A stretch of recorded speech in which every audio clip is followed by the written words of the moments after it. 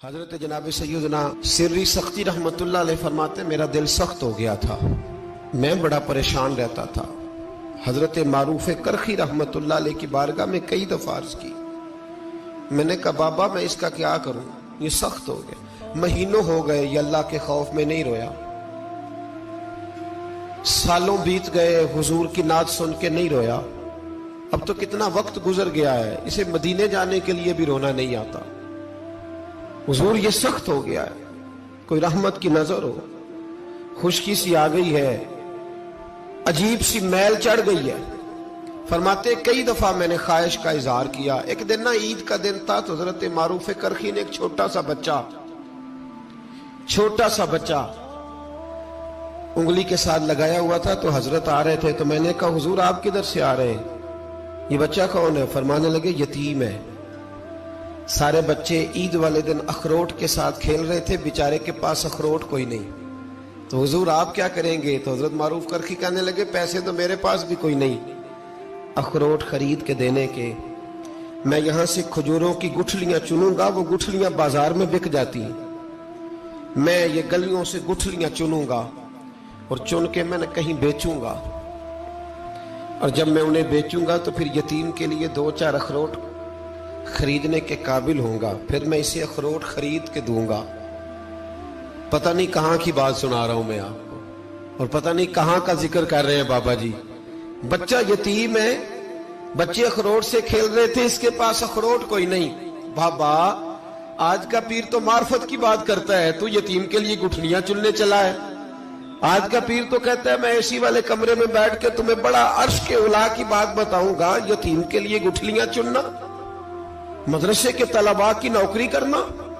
یتیموں کا، غریبوں کا، ان مجبوروں کا خیال کرنا، یہ تو رواج ہی نہیں ہے آج کا۔ بابا تو کیا کہانی سنا رہا ہے؟ تو حضرت معروف کرخی کہنے لگے گٹھلیاں چنوں گا، پھر انہیں بیچوں گا، پھر جب کچھ پیسے ملیں گے نا تو میں اسے اخروٹ خرید کے دوں گا،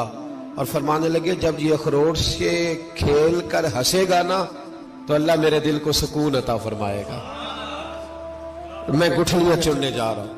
میں مزدوری کرنے، تیری تلاش میں پھرا میں جنگل، پہاڑ اور دشت میں۔ تو حضرت سری سختی فرماتے ہیں میرے گھر میں پیسے تھے، میں نے کہا حضور اگر یہ نوکری مجھے مل جائے تو میں غلام جو ہوا، اگر مجھے دے دے یہ نوکری تو میں نہ کر لوں؟ فرمانے لگے تو کر لے۔ فرماتے میں اس یتیم کو پہلے گھر لے گیا، وہاں سے میں نے پیسے لیے، پھر بازار لے گیا، کپڑے خریدے، اس کے لیے ٹوپی خریدی، پھر میں نے اسے 2 کھجوریں کھلائیں، پھر اخروٹ خرید کے دیے۔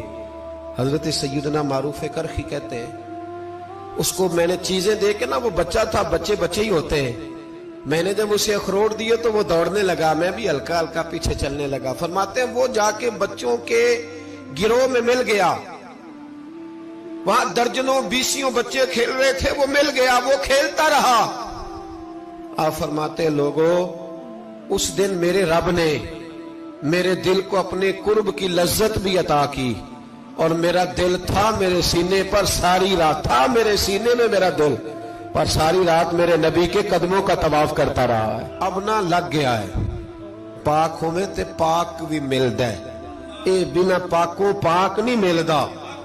ساڈے وجود نو تون دے نالوں اکو تولا ٹکڑا دل دا، دل لگا کے، دل لگ جائے تو پھر وہ لگ جاتا ہے۔ آپ یقین کریں لگتا ہے تو مزہ دیتا ہے، اور جب تک لگتا نہیں پھر کوئی بھی کیف سرور حاصل۔ امام زین العابدین رضی اللہ تعالیٰ عنہ مولا علی شیر خدا کے پوتے، امام حسین کے صاحبزادے، سیدہ پاک کی پیاری نسل، امام زین العابدین گھر میں نماز پڑھ رہے تھے، غور کرنا بات پہ، گھر پہ نماز پڑھ رہے تھے، گھر میں آگ لگ گئی۔ جب آگ لگی ہے تو پھر شور بھی ہوتا ہے، کچھ لوگوں نے شور مچایا، آگ آگ آگ، دور دراز سے لوگ دوڑے، آپ کا ایک چھوٹا بچہ بھی پاس سویا ہوا ہے، آگ لگ گئی، شور ہو رہا، دور دراز سے لوگ پانی لے کے دوڑ رہے ہیں، آگ بجھائی جا رہی، امام صاحب نماز پڑھ رہے ہیں۔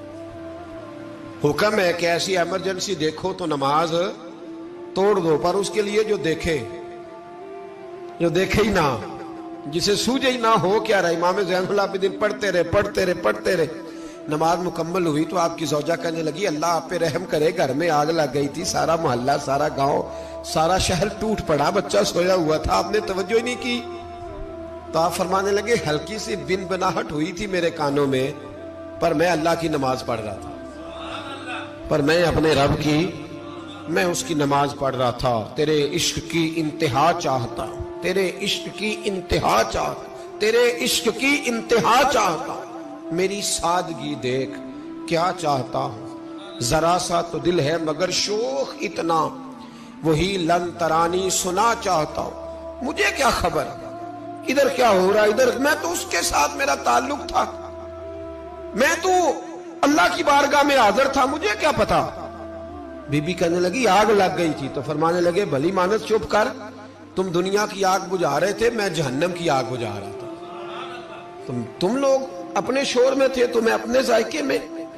الذین ہم فی صلاتہم خاشعون، فرمایا یہ لوگ اپنی نمازوں میں عاجزی کر، دل لگا کے کرتے ہیں جو کرتے ہیں۔ وہ بڑی خوبصورت مثال ہے، حضرت رومی نے لکھی ہے، بڑی مشہور بھی ہے۔ ایک نمازی نماز پڑھ رہا تھا، میری طرح کا نمازی، مجنو اس کے آگے سے گزر گیا، لیلا کے گھر جا رہا، تو نمازی اتحیات پہ تھا، اتنی دیر میں اس نے بھی نماز مکمل کر لی، تو پیچھے سے جا کے مجنو کا گریبان تھاما، کہنے لگا شرم نہیں آتی تجھے، مسئلے کا نہیں پتا، نمازی کے آگے سے نہیں گزرنا چاہیے؟